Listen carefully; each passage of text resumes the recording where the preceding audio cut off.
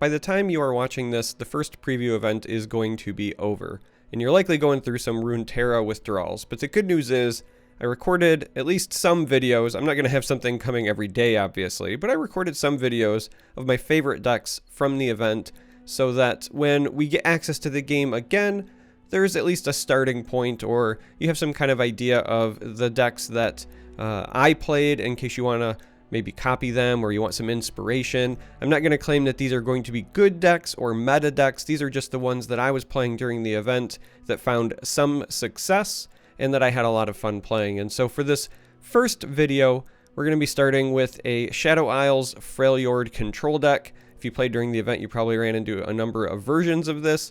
And the idea is pretty simple. You abuse all of the late game bombs and board sweeps to your benefit and then win with just big bodies. So the focus of the deck is really around Ruination and She Who Wanders, because these are great board sweeps and they can certainly close out a game. I'm also running a 1 of Tryndamere because he is incredibly difficult to get rid of, and the Overwhelm is very, very useful when you're trying to close out games.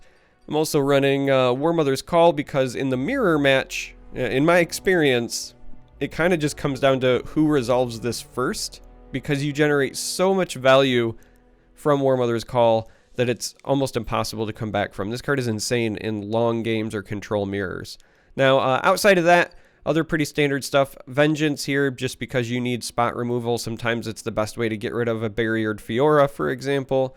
Rasa, the Sunderer here, is also fantastic because he provides a high tempo play.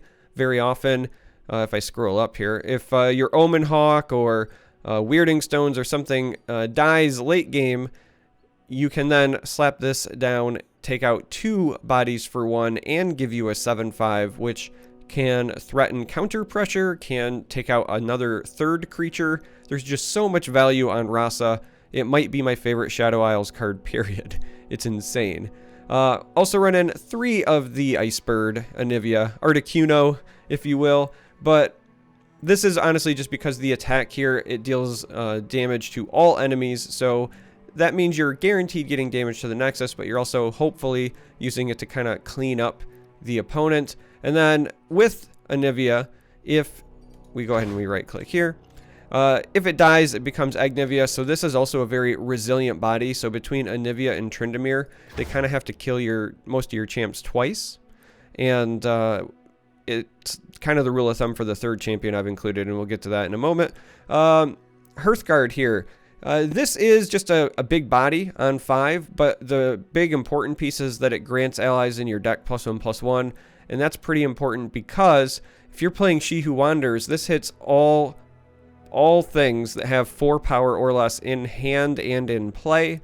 So you're hoping that something like Hearthguard or even Omen Hawk here buffs up one of your Anivias at least once, so that if it's sitting in your hand and She Who Wanders comes down, you don't lose your Anivia. So that's kind of the big reason to run these.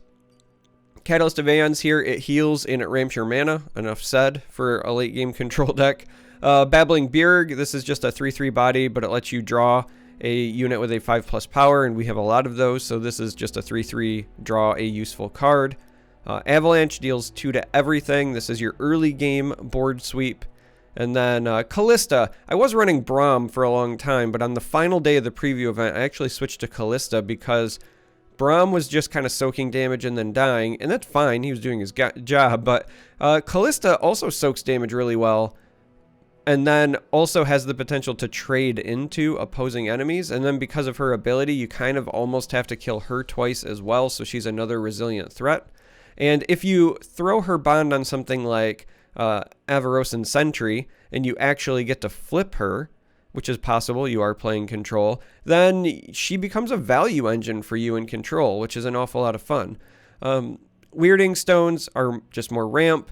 Sentry here is an early body that cycles, and Open Hawk is an early body that pumps the rest of your stuff. So that is the deck. And for these videos, I'm going to go through the deck to talk about them, and then I'm also going to have 1 game's worth of gameplay so that you can see the deck in action, get an idea of how it works as well. So we're going to do that now. We're going to jump into a game.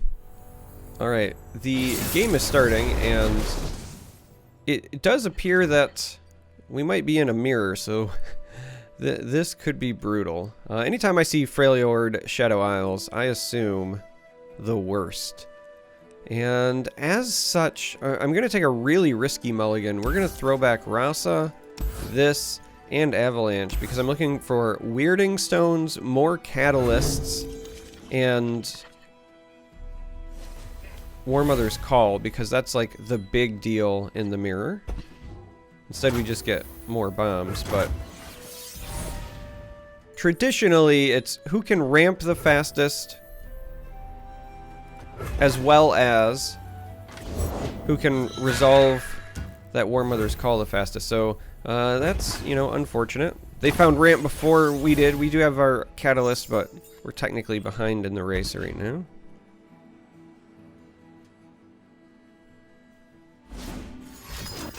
And yeah, there's their catalyst. So again, we're still going to be behind in this race. These old eyes still see far and clear. We'll go ahead and develop the sentry here as well, because after we pass this turn and we go on to offense, we can throw our Callista bonding onto this, for example. Which again is like your ideal pair for Callista. In the early game, anyway. Traditionally, I would use these as blockers, but here in the mirror, it just means we're gonna try to force some pressure that's kind of non-existent at the moment. Alright. Not much we can do about that avalanche. So, Callista moves the damage over. Hey, we found a War Mother's Call, though, so that is a really big deal. We are behind on ramp, but that kind of doesn't matter if we're the first one to resolve this, so. And if we take out these Weirding Stones, then we're actually even on ramp. So that is actually very fortuitous for us. Now, the one downside is going to be that we will... Oh, not anymore. I was going to say we'll be behind on spell mana, which is very relevant for War Mothers, but we're actually ahead there as well. So we're at 8. As long as we have one more of these carry over, then that we would be at 10 the next turn. We're still not quite to where we want to be in that regard. So we could play Babbling Bjerg, but I actually feel like I want to get Anivia up and running here. So they played Rimefang Wolf. So Rimefang is actually a pretty decent card. It's another one that I was running in this Callista slot, in this Braum slot. There was a time where I was running a version of this where I was only running 4 champion cards, period. Because this does this, it just trades very well.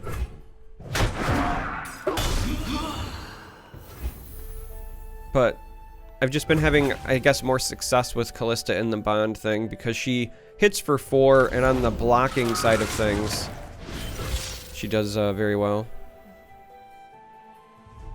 Alright, so they've created probably a copy of the wolf, but it could have been a Weirding Stones. Alright.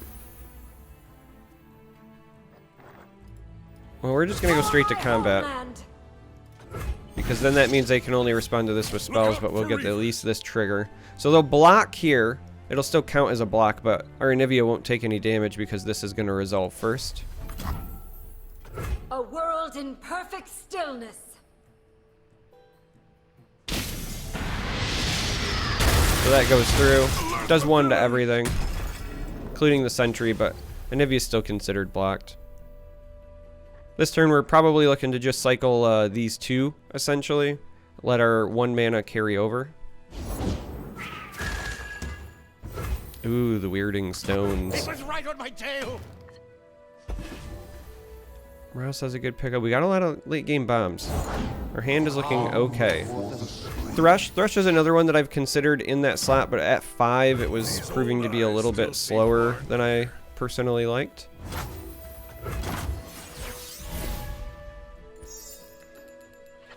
So we need 1 more turn. Alright, so this is another Anivia, but it just changes to the harsh winds here. So next turn we can potentially trigger War Mothers. Now, we could try to save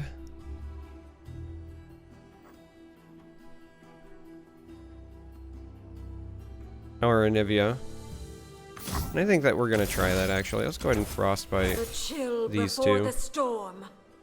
Because we have to keep at least 3 spell mana, though. So we're going to do this. It shuffles an Anivia back into our deck as well. So it's not the end of the world there.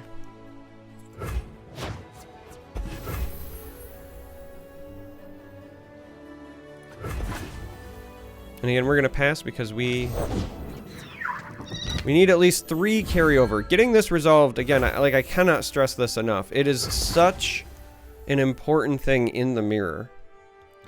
Like, it is just a massive bomb.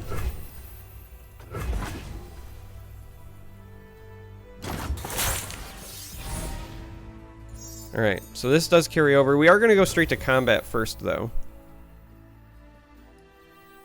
I bring the storm. We'll resolve that first, but we have enough for the War Mothers. And we're okay with the combat because even though they have the Thresh here, again, this should resolve and take out Thresh, so Anivia will be fine in that regard.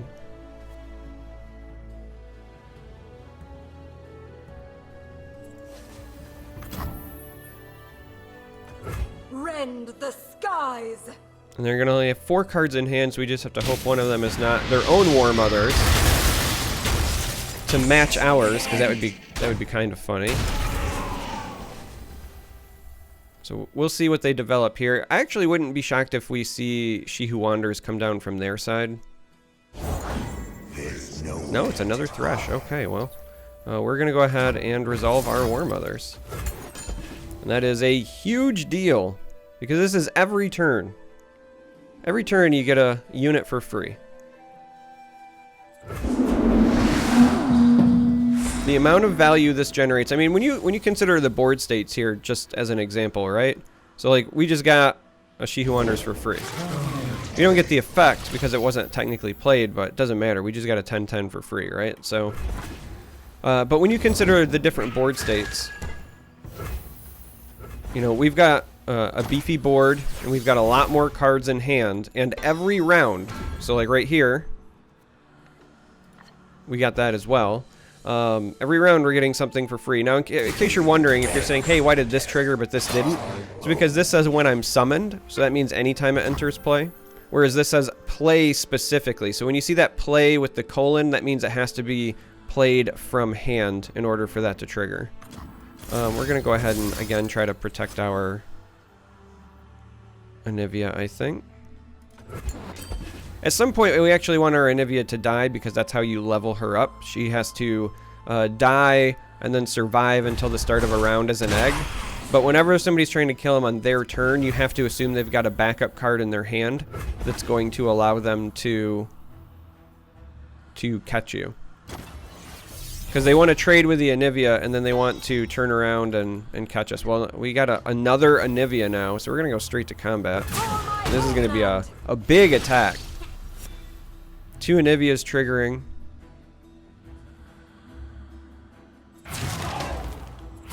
Yeah, they're going to just try to block the most damage. But they're going to lose their entire board. And we're only going to take damage on this one. Alright, now we're going to take damage on everything because of the drain from all enemies.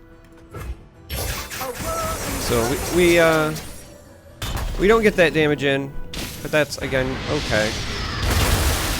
Anivias will trigger, we'll get some more damage back on their Nexus.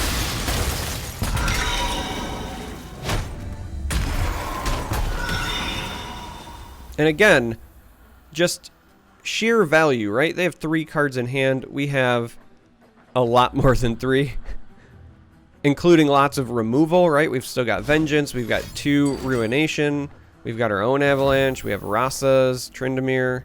Alright, so this was probably the Avalanche they were trying to get to trigger on our Anivia the last time. So now we're going to see if they've got another follow-up to get rid of this egg. The Rasas are lit up.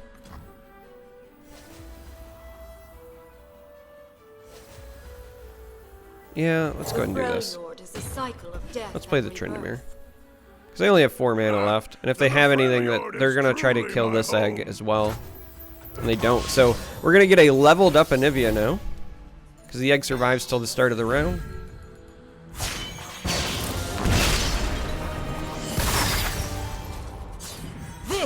And when one levels up, all your other copies, like in your deck, level up. So that's a pretty huge deal, actually. Yeah, I was going to say, I expect like a Ruination. But again, if they don't have a follow-up, that's fine. Because when these die, they're going to turn into an egg again. Tryndamere's going to die, but not actually die. So we're actually... Like, this hurts, but we're not as punished. Unless they have a follow-up Avalanche or something, we basically are still going to win this game. And I say Avalanche because they got to kill both the Agnivia eggs. So they might have spot removal for one, but if it's not like an Avalanche, we're going to have Tryndamere, still 2 level 2s. Oh, they only have the Catalyst. Yeah, that is not good for them. That is basically game. So we're going to have 2 level 2 Anivias. We're going to have a level 2 Tryndamere and whatever our War Mothers call triggers, and we can go straight to combat.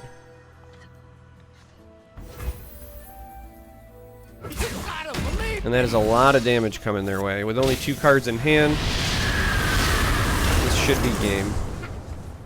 And so you can see where a deck like this can just generate a ton of value. Now this is a slower control mirror, so you didn't get to see how it matches up against aggro. Against aggro, you're just trying to ramp early, and you're trying to just kind of chump block, and you're trying to rely on cards like Avalanche. You also, in aggressive games, will very often be banking spell mana to use your more powerful cards sooner. So typically, you're looking for an Avalanche early, and then you kind of take a turn off to bank your spell mana, and then you're trying to set it up so you're playing Ruination on turn 6, because again, you can bank up to 3, so when you see that 9 cost on Ruination, it can be intimidating, especially when you're thinking about like aggro opponents, but the reality is it can come down much sooner, and that's how you stabilize. So anyway, that's it for this video. I'm going to be doing a bunch of these, just so that, again, we've got some sort of fix now that the preview event is over, and or at least it's not over right now while I'm filming, but by the time this video comes out in the future, it'll be over, and, you know, give you guys something to look forward to. So if you made it this far, I love you. Thanks for watching. Consider subscribing, and I hope to see you in future videos.